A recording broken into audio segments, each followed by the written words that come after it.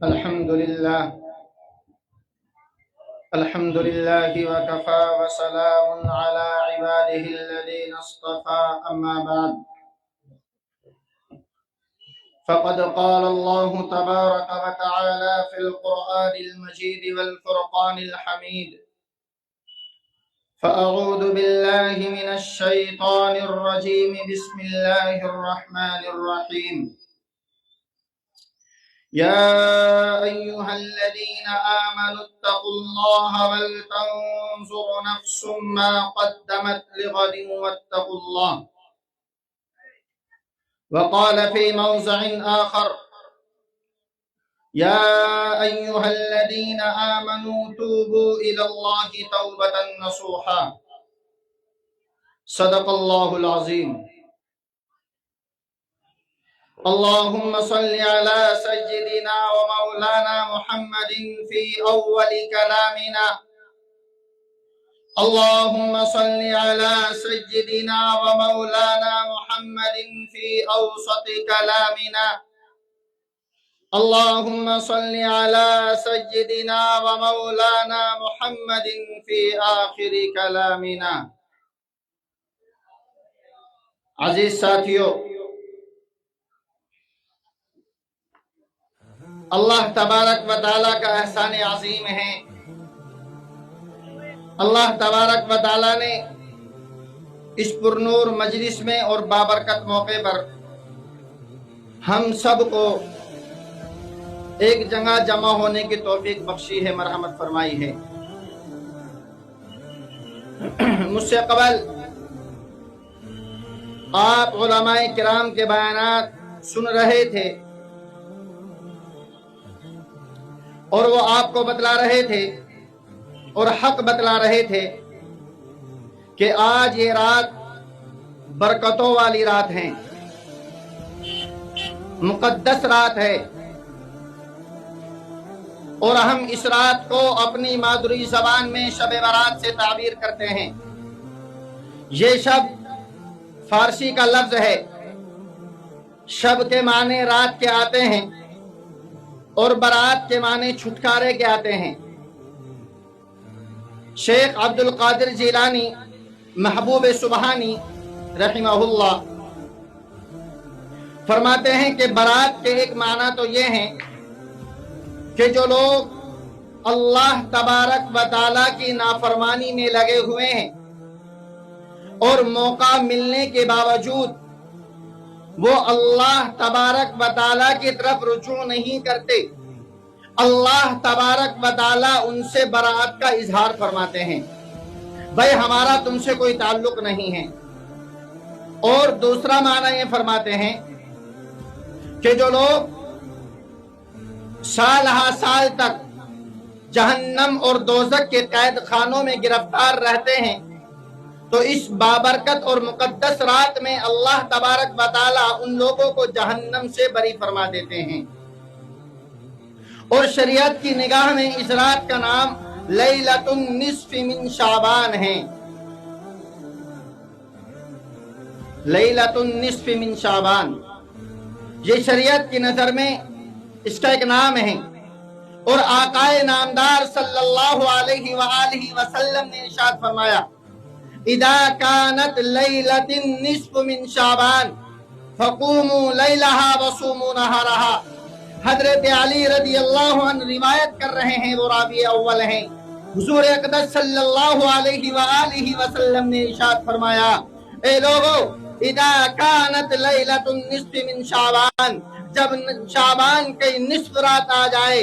آدھا شعبان گزرنے کے بعد جو رات آتی ہے، فرمایا فقوموا لیلہا وصوموا نہارہا، تو اس کی رات میں قیام کرنا اور اس کے دن کو روزہ رکھنا۔ اور فرمایا فَإِنَّ اللَّهَ عَزَّ وَجَلَّ يُنَزِّلُ فِيهَا لِغُرُوبِ الشَّمْسِ إِلَى سَمَاءِ الدُّنْيَا، کہ اللہ تبارک و تعالی سورج کے غروب ہوتے ہی اس رات میں آسمان دنیا پر تشریف لے آتے ہیں، اور فیقول، اور اللہ تبارک و تعالی منادی بن جاتے ہیں اور ندا لگاتے ہیں فرماتے ہیں ہے کوئی استغفار طلب کرنے والا کہ میں اس کی مغفرت کروں؟ فرمایا کہ اللہ تبارک و تعالیٰ یہ بھی منادی لگاتے ہیں ہے کوئی رزق کا طالب، ہے کوئی رزق طلب کرنے والا کہ میں اسے رزق عطا کر دوں؟ اور فرمایا اللہ تبارک و تعالیٰ یہ بھی منادی لگاتے ہیں کہ اللہ تبارک و تعالیٰ فرماتے ہیں ہے کوئی مصیبت میں گرفتار،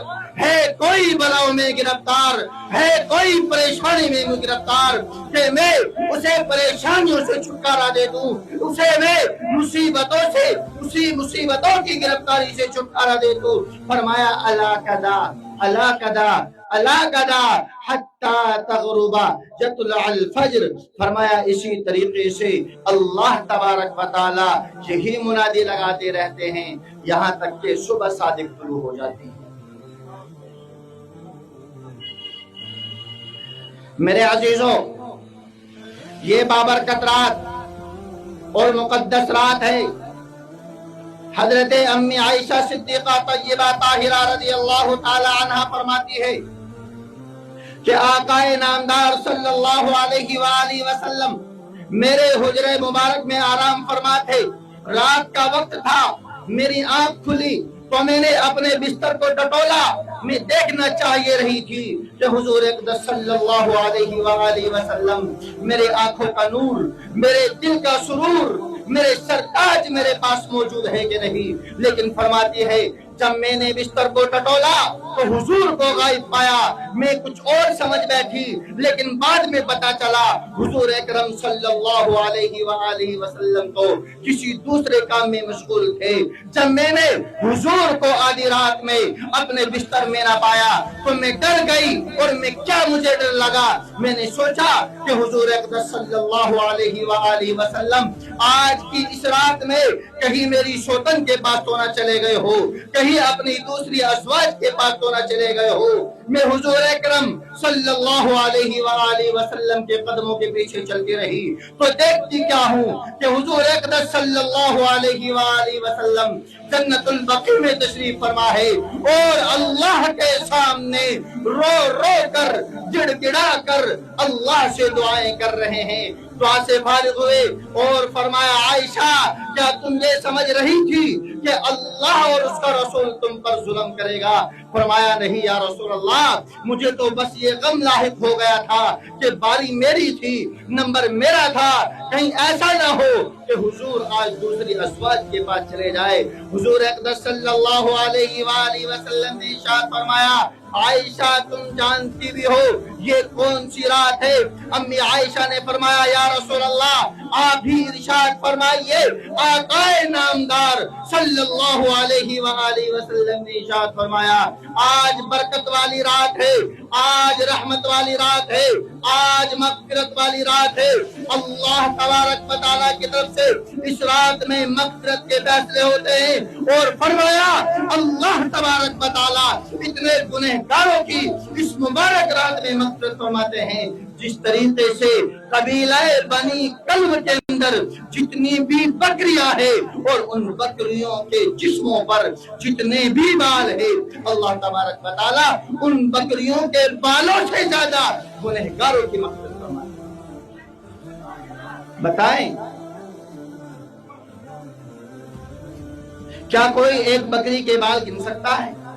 چہ جائے کہ ایک قبیلہ ایسا ہو جس میں بکریوں کا ریوڑ مکمل طور پر موجود ہو اور پورا عرب اس قبیلے کی مثال دیتا ہو، حضور نے فرمایا کہ اس سے زیادہ، ان بالوں سے زیادہ اللہ تبارک و تعالیٰ گنہگاروں کی مغفرت فرماتا۔ اس لیے میرے عزیزوں آیت کریمہ میں نے آپ کے سامنے پڑھی تھی یا ایھا الذین آمنوا اتقوا اللہ ولتنظر نفس ما قدمت لغد واتقوا اللہ ان اللہ خبیر بما تعملون۔ اللہ تبارک و تعالیٰ پارہ نمبر 28 میں ارشاد فرماتے ہیں یا ایھا الذین آمنوا اتقوا اللہ ولتنظر نفس ما قدمت، اے ایمان والو اپنے نفس کا محاسبہ کرو، دیکھو تم نے کل آگے کے لیے کیا بھیجا ہے، اور اللہ سے ڈرتے رہو، یقین جانو اللہ باخبر ہے تمہارے اعمال سے۔ میرے عزیزو، اللہ تبارک و تعالیٰ سے ڈرنے کا مطلب صرف یہ نہیں کہ آپ 5 وقتہ مسجد میں حاضری دیتے رہے یا آپ صف اول کے نمازی بن جائے، بلکہ مفسرین فرماتے ہیں یا ایھا الناس اتقوا ربکم ان زلزلۃ الساعۃ شیء عظیم، پارہ نمبر 17۔ اللہ فرماتے ہیں اپنے پروردگار سے ڈرو، یقیناً قیامت کا زلزلہ بڑا خطرناک ہے۔ مفسرین فرماتے ہیں اللہ تبارک و تعالیٰ سے ڈرنے کا مطلب یہ ہے کہ تم گھر میں بیٹھے ہوئے بھی ڈرو، راستے میں چلتے ہوئے بھی ڈرو، سودا صرف بیچتے ہوئے خریدتے ہوئے بھی ڈرو، نظروں کی حفاظت کرتے ہوئے چلو، دوسروں کی بہن بیٹیوں پر نظر ڈالتے ہوئے بھی ڈرو۔ یہ نہ ہو کہ اپنی بہنوں کی عزت تم کو پیاری ہو، اپنی بیویوں کی عزت تو تم کو پیاری ہو، اپنی ماؤں کی عزت تو تم کو پیاری ہو، مگر تم دوسروں کی بہنوں کی عزت کرنے کے پیچھے لگے ہوئے ہو۔ فرمایا جب تم دوسروں کی بہنوں کو گلیوں میں، کوچوں میں، سڑکوں میں، بازاروں میں، رستوں میں دیکھ رہے ہو، اس وقت بھی اللہ سے ڈرو۔ جب تم سامان بیچ رہے ہو، جب بھی تم اللہ سے ڈرو۔ سودے کی خرید و فروخت کر رہے ہو، تم اس وقت بھی اللہ سے ڈرو۔ ہر وقت، صبح بھی ڈرو، شام بھی ڈرو، دن میں بھی ڈرو، رات میں بھی ڈرو، ہر وقت اللہ سے ڈرو۔ یا ایھا الذین آمنوا اتقوا اللہ، اللہ سے ڈرتے رہو، ہر وقت ہر حال میں اللہ سے ڈرتے رہو۔ میرے نبی کریم صلی اللہ علیہ وآلہ وسلم نے ہمیں صرف نمازیں پڑھ کر نہیں دکھائی کہ آپ مسجد میں امام بنے یا آپ کے صحابہ مسجد میں مقتدی بنے۔ آپ نے نمازیں صرف پڑھ کر نہیں دکھائی، بلکہ پوری زندگی حضور اقدس صلی اللہ علیہ وآلہ وسلم ہمارے سامنے رکھ کر کے چلے۔ حضور اقدس صلی اللہ علیہ وآلہ وسلم نے پوری زندگی ہمیں گزار کر کے دکھلائی ہے، ازدواجی زندگی بھی گزار کر کے دکھلائی ہے، آپ نے تجارت والی زندگی بھی ہمیں گزار کر کے دکھلائی ہے۔ آپ مسجد کے امام ہیں یا صحابہ مسجد کے مقتدی ہے، اپنے مقتدیوں کے ساتھ کیا سلوک کرنا ہے، اپنے بچوں کے ساتھ کیسا معاملہ کرنا ہے، یا اسی طریقے سے دوست و احباب کے ساتھ کیسا سلوک کرنا ہے۔ آپ شادی شدہ ہے، اپنی بیویوں کے ساتھ کیسا معاملہ کرنا ہے۔ اگر آپ کی بیوی عمر میں آپ سے بڑی ہے تو آپ کو اپنی اس بڑی عمر کی بیوی کے ساتھ کیا معاملہ کرنا ہے۔ آپ کی بیوی عمر میں آپ سے چھوٹی ہے تو آپ کو چھوٹی عمر والی بیوی کے ساتھ کیا معاملہ کرنا ہے۔ اللہ کے نبی صلی اللہ علیہ وآلہ وسلم نے کنواری عورتوں سے نکاح کر کے دکھلایا ہے، امت کو سکھلایا ہے۔ بیوہ عورتوں سے نکاح کر کے دکھلایا ہے، امت کو سکھلایا ہے۔ حضور اقدس صلی اللہ علیہ وآلہ وسلم نے نبوت کے بعد کی زندگی بھی جی کر کے امت کو سکھلائی ہے، اور نبوت سے پہلے والی زندگی بھی جو 40 سالہ زندگی ہے وہ بھی حضور اقدس صلی اللہ علیہ وآلہ وسلم نے ہم کو دکھلائی ہے، بتلائی ہے، سمجھائی ہے کہ اس طریقے سے تمہیں زندگی گزارنی ہے۔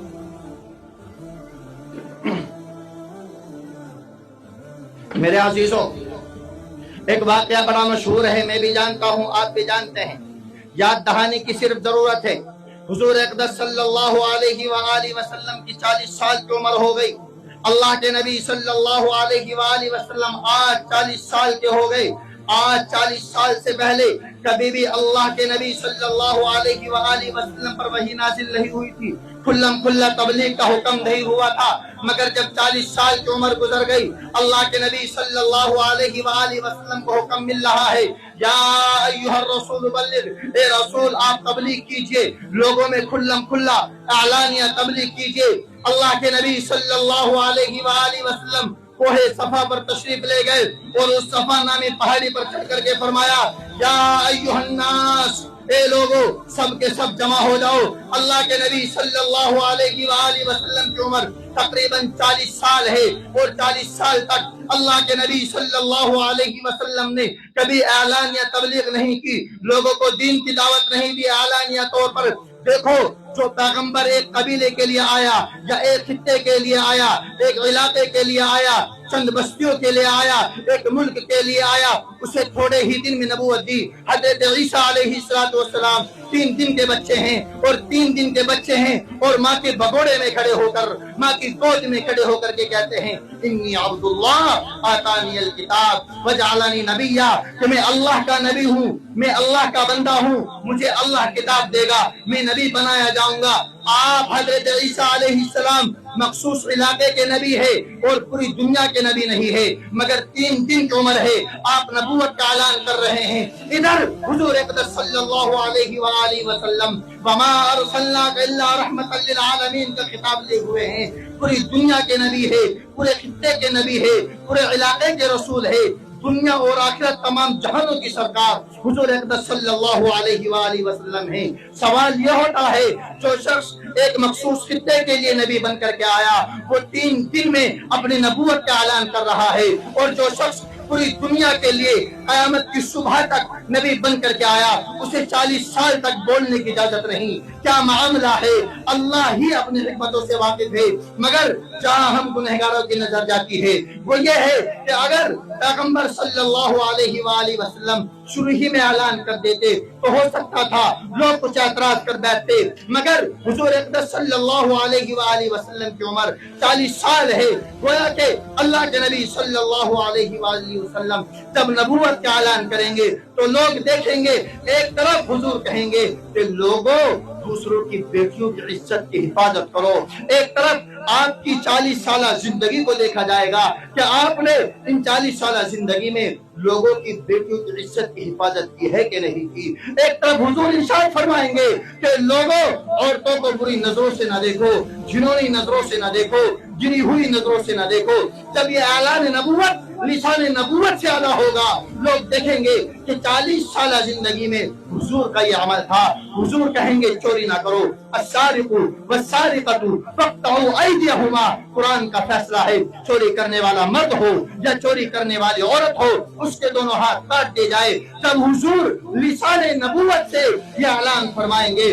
تو حضور کی 40 سالہ زندگی کو دیکھا جائے گا۔ یہی وجہ ہے جب حضور اقدس صلی اللہ علیہ وآلہ وسلم کوہ صفا پر چڑھے اور اعلان فرمایا یا ایھا الناس، تمام لوگوں نے حضور کی آواز کو سنا، اپنے کانوں میں سنا، یکے بعد دیگرے لوگ اکٹھا ہونے لگے، ایک دوسرے سے کہنے لگے 40 سال تک محمد نہیں بولے، 40 سال تک عبداللہ کا لڑنا نہیں بولا، عبدالمطلب کا لخت جگر نہیں بولا، آمنہ کا لخت جگر نہیں بولا، آج دیکھو وہ کیا کہنا چاہ رہا ہے۔ جو لوگ کھانا کھا رہے تھے انہوں نے کھانے کو چھوڑا، جو لوگ اپنی کھیتی باڑی میں بیٹھے ہوئے تھے انہوں نے اپنے کام دھندے مشاغل کو ترک کر دیا اور کوہ صفا کی طرف دوڑ پڑے۔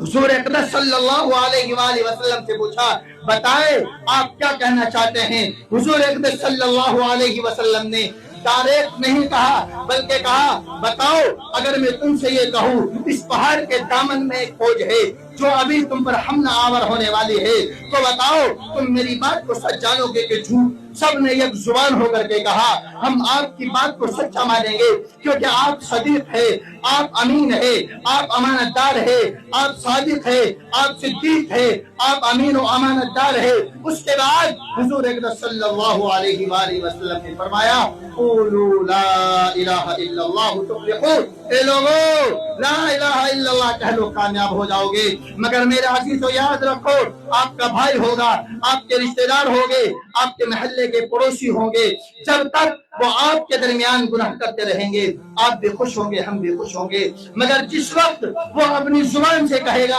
اے میرے بھائی، اے میرے دوست، اے میرے ساتھی چل نماز کے لیے، تو ہم کیا کہتے ہیں او بڑا ملا بن گیا، کل تک تو ہمارے ساتھ گلیاروں میں پھرتا تھا، کل تک تو ہمارے ساتھ ہوٹلوں میں بیٹھا کرتا تھا،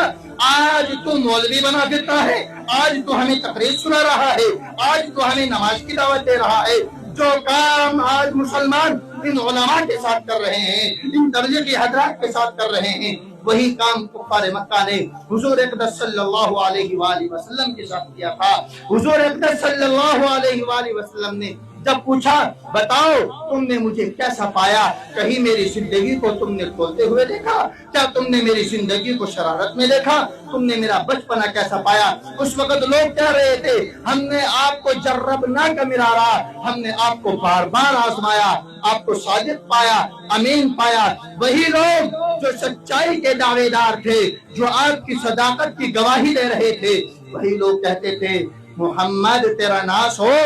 تو نے ہمیں اسی لیے یہاں بلایا تھا۔